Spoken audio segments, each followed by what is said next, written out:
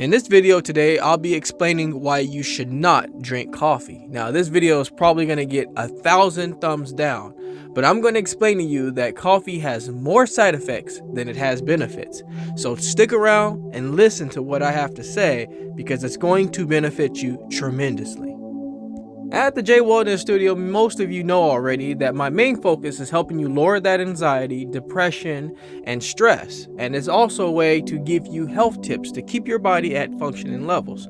When you consume coffee, most of the time, it's done in the mornings.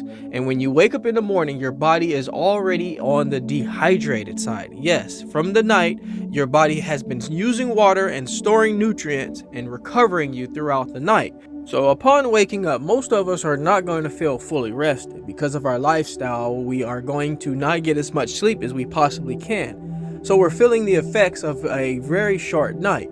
The first thing we do is we grab that coffee and we're trying to get that boost so we can go into our jobs with a clear picture in our minds and to do things that we need to do. Drop our kids off at school, prepare for the next day, prepare for that day. So we're doing a lot of things. Well, as you're pouring that creamer into that coffee, not only are you spiking your sugars, you're also getting a caffeinated boost. And because you feel so sleepy first waking up, you're going to possibly drink more than you should.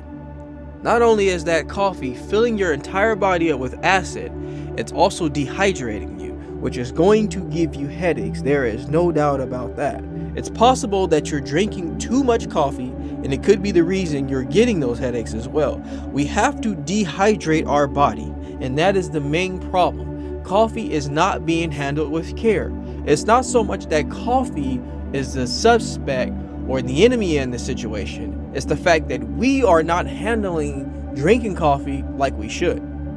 Over a week's time, the consumption of coffee completely multiplies, and we drink it so much every single day, every single month, and every single year.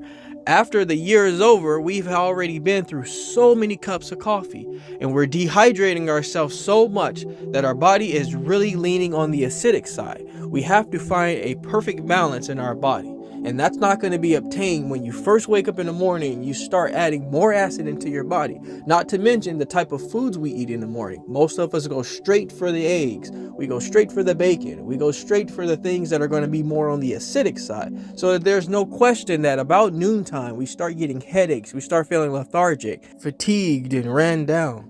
As you can see here, the brain is constantly firing and wiring thoughts.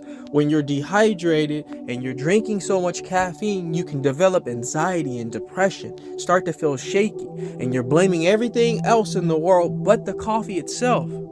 So first things first, you have to keep your body hydrated. At the start of waking up, the first thing you should be drinking is water. And to make things even better, you can add a little lemon into that water to really get your body balanced before you even touch anything that's as acidic as coffee is.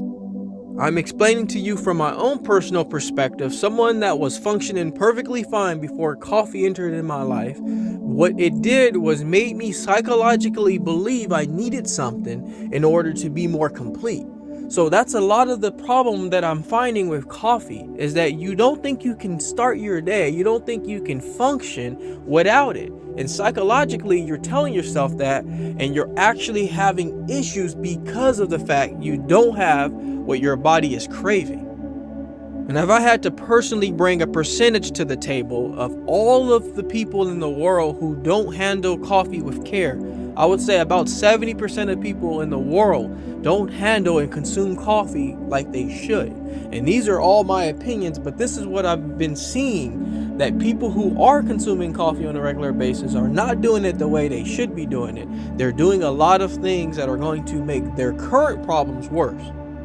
So all in all, coffee can be a great social drink to experience with each other, a great pick-me-up in the morning, but when you don't handle it with care, you're going to suffer the side effects, and it's going to be long-term if you don't make proper adjustments. You have to do the things that your body needs, and sometimes you have to exclude the things that it really doesn't. So a quick recap, I recommend drinking coffee after you're fully hydrated. Drink coffee if you're not suffering with anxiety and depression and stress.